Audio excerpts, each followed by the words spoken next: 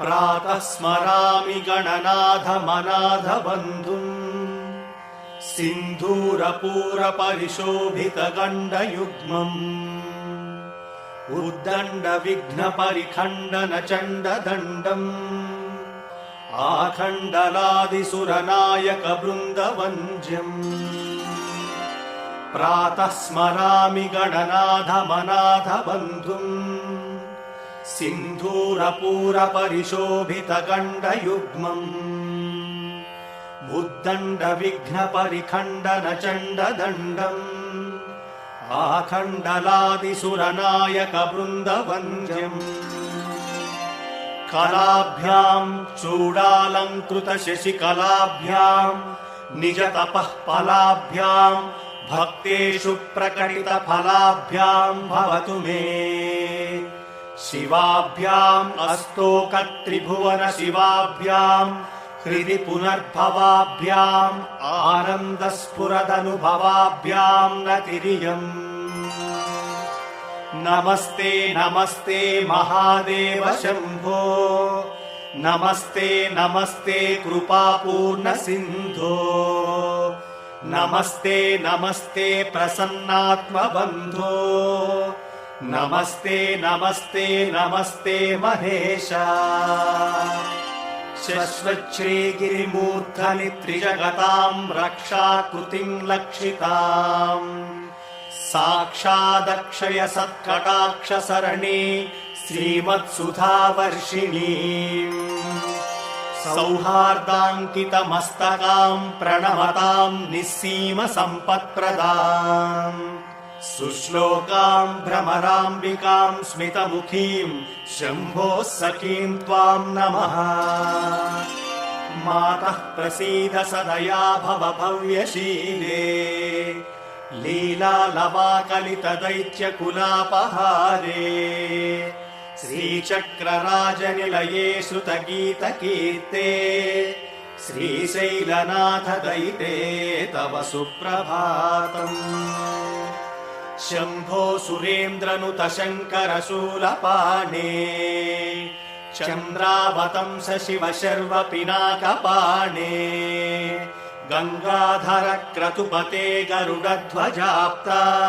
श्रीमल्लिकार्जुन विभो तव सुप्रभातम्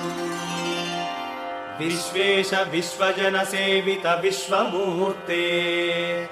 विश्वंभर त्रिपुर भेदन विश्वयोने फालाक्ष भव्य गुण भोगि विभूषणेश श्रीमल्लिकार्जुन विभो तव सुप्रभातम् कल्याण रूप करुणाकर कालकण्ठा कल्पद्रुम प्रसव पूजित कामदायिन् दुर्नीति दैत्य दळनोद्यत देवदेव श्रीमल्लिकार्जुन विभो तव सुप्रभातम् गौरी मनोहर गणेश्वर सेविताङ्घ्रे गन्धर्व यक्षसुर किन्नर गीतकीर्ते गण्डावलम्बि फणिकुण्डल मण्डितास्य श्रीमल्लिकार्जुन विभो तव सुप्रभातम् नागेन्द्रभूषण निरीहित निर्विकारा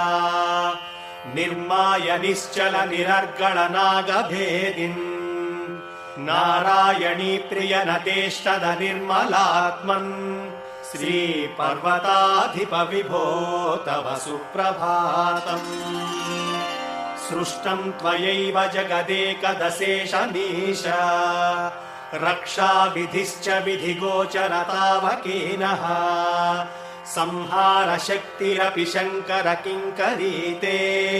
श्रीशैलशेखर विभो तव सुप्रभातम् एकस्त्वमेव बहुधा भवभासि लोके निःशङ्कधीर्वृषभकेतन मल्लिनाथ श्रीरामरि प्रिय सुखाश्रय लोकनाथ श्रीशैलशेखर विभो तव सुप्रभातम् पाताळगङ्गजलमज्जन निर्मलाङ्गाः भस्मत्रिपुण्डसमलङ्कृतफालभागाः गायन्ति देवमौनि भक्तजनाः भवन्तम् श्रीमल्लिकार्जुन विभो तव सुप्रभातम् सारस्वताम्बुयुत भोगवती श्रितायाः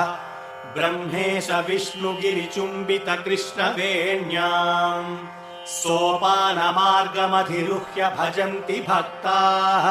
श्रीमल्लिकार्जुन विभो तव सुप्रभातम् श्रीमल्लिकार्जुन महेश्वर सुप्रभात स्तोत्रम् पठन्ति भुवि ये मनुजाः प्रभाते ते सर्वसौख्यमनुभूय परानवाप्यम्